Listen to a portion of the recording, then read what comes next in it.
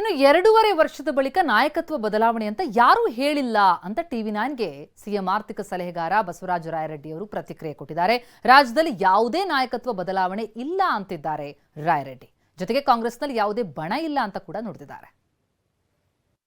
ರಾಜ್ಯ ಕಾಂಗ್ರೆಸ್ನಲ್ಲಿ ನಾಯಕತ್ವ ಬದಲಾವಣೆ ಹಾಗೂ ಸಚಿವ ಸಂಪುಟ ಪುನರ್ರಚನೆ ಬಗ್ಗೆ ಜೋರಾಗಿ ಚರ್ಚೆ ಕೂಡ ಆಗ್ತಾ ಇದೆ. ಇದರ ಬಗ್ಗೆ ಮಾತನಾಡೋದು ಈಗ ಸಿಎಂ ರವರ ಆರ್ಥಿಕ ಸಲಹೆಗಾರರಂತ ಹಾಗೂ ಕಾಂಗ್ರೆಸ್ನ ಹಿರಿಯ ಶಾಸಕರಾದಂಥ ಬಸವರಾಜ ರಾಯರೆಡ್ಡಿ ಮಾತನಾಡ್ತಾ ಹೋಗ್ತೇನೆ.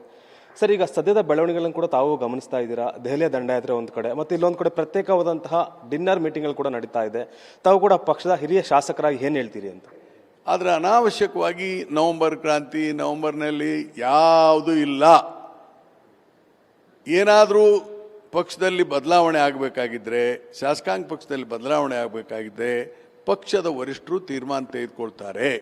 ಅವರು ಶಾಸಕರನ್ನ ಕರೆದು ಶಾಸಕಾಂಗ ಪಕ್ಷದ ಸಭೆ ಕರಿಬೇಕು. ಅದು ಏನು ಕರೀಲಾರ್ದೆ ಸುಮ್ಮನೆ ಚೇಂಜ್ ಆಗುತ್ತೆ ಅಂತ ನೋಡಿ, ಅದು ಯಾವುದೂ ಆಗಲ್ಲ. ಯಾವುದೇ ನಮ್ಮಲ್ಲಿ ಯಾವುದು ಬದಲಾವಣೆ ಆಗುತ್ತೋ ಬಿಡುತ್ತೋ ಆಗೋದಲ್ಲೋ ಇಲ್ಲ. ಜನ ನಮ್ಮನ್ನು ಆರಿಸಿದ್ದಾರೆ.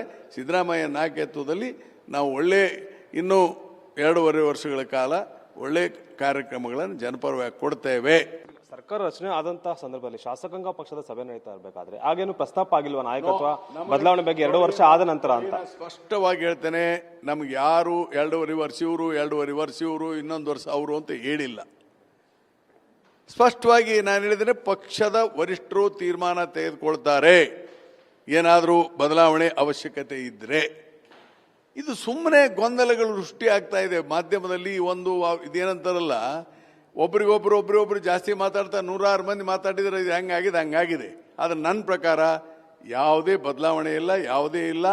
ಎಲ್ಲ ಸುಸೂತ್ರವಾಗಿ ಸನ್ಮಾನ್ಯ DK ಶಿವಕುಮಾರ್ ಅವರು ಅಧ್ಯಕ್ಷರಾಗಿ KPCCಯಲ್ಲಿ ಅವ್ರ ನೇತೃತ್ವದಲ್ಲಿ ಕೆಲಸ ನಡೀತದೆ ಮತ್ತು ಸರ್ಕಾರದಲ್ಲಿ ಸಿದ್ದರಾಮಯ್ಯ ನೇತೃತ್ವದಲ್ಲಿ ಸರ್ಕಾರ ನಡೀತದೆ. ಯಾವುದೇ ಬದಲಾವಣೆ ಆಗುತ್ತೆ ಅನ್ನೋದು ನಮಗೆ ಗೊತ್ತಿಲ್ಲ.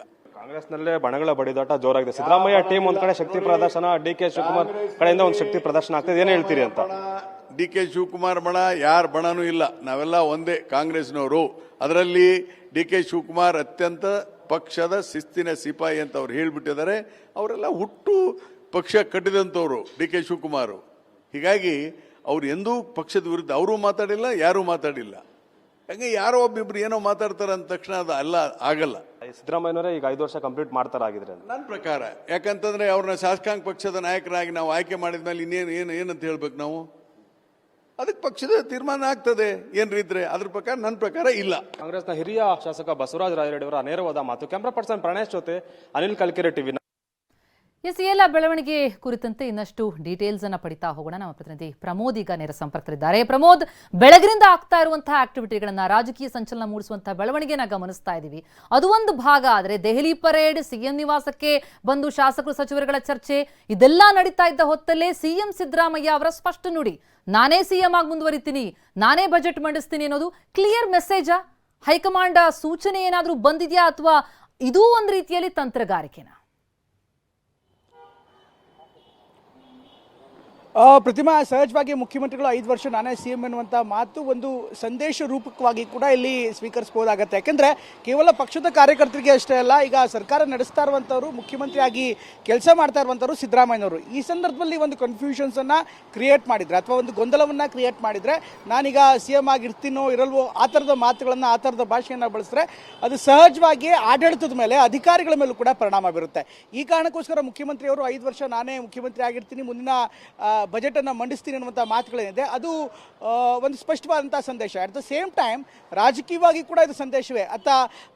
ನಿನ್ನೆ ತಾನೇ DK ಸುರೇಶ್ ಅವರು ಒಂದು ಮಾತು ಹೇಳಿದ್ರು, ಸಿದ್ದರಾಮಯ್ಯ ಯಾವತ್ತೂ ಕೂಡ ಕೊಟ್ಟು ಮಾತಿಗೆ ತಪ್ಪಲ್ಲ ಅನ್ನುವಂಥ ಮಾತನ್ನು ಹೇಳಿದ್ರು. ಅಂದರೆ ಒಂದು ಮಾತುಕತೆ ಆಗಿದೆ ಇಬ್ಬರ ನಡುವೆ ಅನ್ನುವಂಥದ್ದು ಒಂದು ಸೂಚ್ಯವಾಗಿ, ಸಾಂಕೇತಿಕವಾಗಿ ಹೇಳುವಂಥ ಪ್ರಯತ್ನವನ್ನು DK ಸುರೇಶ್ ಮಾಡಿದ್ರು. ಅದಕ್ಕೂ ಕೂಡ ಇವತ್ತು ಮುಖ್ಯಮಂತ್ರಿಗಳು ಒಂದು ಕೌಂಟರ್ನ ಮಾಡಿದ್ದಾರೆ. ನಾನು ಯಾವತ್ತೂ ಕೂಡ ಕೊಟ್ಟು ಮಾತಿಗೆ ತಪ್ಪು ನಡೆಯಲ್ಲ, ಗ್ಯಾರಂಟಿ ಮಾತು ಕೊಟ್ಟಿದ್ದೆ, ಗ್ಯಾರಂಟಿಯನ್ನು ಸಂಪೂರ್ಣವಾಗಿ ಜಾರಿ ಮಾಡಿದ್ದೀನಿ ಅನ್ನುವಂಥ ಮಾಹಿತಿಯನ್ನು ಅದನ್ನು ಕೌಂಟರ್ ರೂಪಕವಾಗಿ, ಅಂದರೆ ನಾನು ಏನು ಮಾತು ಕೊಟ್ಟಿದ್ದೆ ಅದು ಗ್ಯಾರಂಟಿಗಷ್ಟೇ ಸೀಮಿತ, ಉಳಿದಿದ್ದೆಲ್ಲವೂ ಕೂಡ ಆಗಿಲ್ಲ ಅನ್ನುವಂಥ ಮಾದರಿಯಲ್ಲೇ ಅವ್ರು ನೇರವಾಗಿ ಹೇಳಿದ್ದಾರೆ. ಹೀಗಾಗಿ ವಚನಭ್ರಷ್ಟತೆ ವಿಚಾರಗಳು ಸಾಕಷ್ಟು ಮುನ್ನೆಲೆಗೆ ಬರ್ತಾ ಇತ್ತು.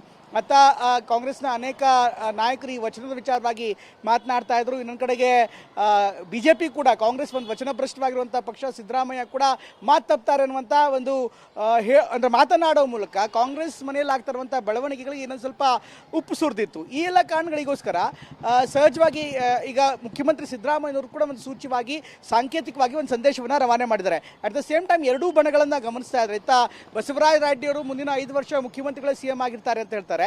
GS ಪಾಟೀಲ್ ಅವರು ಸಂಪೂರ್ಣವಾಗಿ ಬಾಯಿ ಬಿಟ್ಟು ಮಾತನಾಡ್ತಾ ಇದ್ರು ಕೂಡ DK ಶಿವಕುಮಾರ್ ಅವರ ಭೇಟಿ ಆದ ಬಳಿಕ DK ಶಿವಕುಮಾರ್ ತುಂಬ ಸೀನಿಯರ್ ಲೀಡರ್ ಇದ್ದಾರೆ, ಜೊತೆಗೆ ಅವ್ರಿಗೂ ಕೂಡ ಜವಾಬ್ದಾರಿ ಇದೆ, ಜೊತೆಗೆ ಅವಕಾಶಗಳಿಗೆ ಸಂಬಂಧಪಟ್ಟಂತೆ ಅವರನ್ನು ಕೂಡ ಅವರ ಸೀನಿಯಾರಿಟಿನ ಪರಿಗಣಿಸಬೇಕು ಅನ್ನುವಂಥ ಒಂದು ಸೂಚ್ಯವಾದಂಥ ಮಾತೇನಿದೆ. ಖಂಡಿತವಾಗ್ಲೂ ಅದು ಕೂಡ ಒಂದು ಸಂದೇಶವೇ.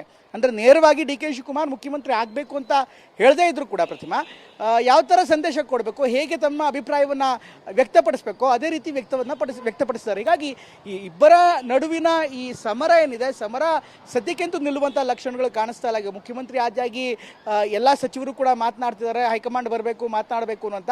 ಆದರೆ ಈಗ ಮುಖ್ಯಮಂತ್ರಿಗಳ ನೇರವಾಗಿ ನಾನೇ 5 ವರ್ಷ ಮುಖ್ಯಮಂತ್ರಿ ಅನ್ನೋ ಮೂಲಕ ಎದುರಾಳಿಗೂ ಕೂಡ ಸಂದೇಶವನ್ನು ರವಾನೆ ಮಾಡ್ತಿದ್ದಾರೆ, ಆಡಳಿತಾತ್ಮಕ ವಿಚಾರಕ್ಕೆ ಅಧಿಕಾರಿಗಳಿಗೂ ಕೂಡ ಸಂದೇಶವನ್ನು ರವಾನೆ ಮಾಡ್ತಿದ್ದಾರೆ. ಬಟ್ ಅದು ಇಷ್ಟಕ್ಕೆ ನಿಲ್ಲತ್ತಾ? ಖಂಡಿತ ನಿಲ್ಲಲ್ಲ. ಮುಂದೆ ಹೈಕಮಾಂಡ್ ಹೇಗೆ ರಿಯಾಕ್ಟ್ ಮಾಡುತ್ತೆ ಅನ್ನೋದ್ರ ಮೇಲೆ ಇರುತ್ತೆ. ಹೈಕಮಾಂಡ್ ಸಾಮಾನ್ಯವಾಗಿ ಪ್ರತಿಭಾ ನಿಮಗೂ ಕೂಡ ಗೊತ್ತಿದೆ, ನೀವು ಕೂಡ ಸಾಕಷ್ಟು ರಿಪೋರ್ಟಿಂಗನ್ನು ಮಾಡಿದಿರಿ. ಹೈಕಮಾಂಡ್ BJP ಹೈಕಮಾಂಡ್ ಇರ್ಬೋದು ಅಥವಾ ಕಾಂಗ್ರೆಸ್ನ ಹೈಕಮಾಂಡ್ ಇರ್ಬೋದು, ಇಬ್ಬರು ರಾಷ್ಟ್ರೀಯ ಪಕ್ಷದ ನಾಯಕತ್ವ ಯಾವತ್ತೂ ಕೂಡ ತತ್ಕ್ಷಣಕ್ಕೆ ಅದು ಕಿಡಿನೇ ಇರಲಿ ಅಥವಾ ಸಣ್ಣ ಬೆಂಕಿ ತುಂಡೆ ಇರಲಿ ಅದಕ್ಕೆ ರಿಯಾಕ್ಟ್ ಮಾಡೋದಕ್ಕೆ ಹೋಗಲ್ಲ.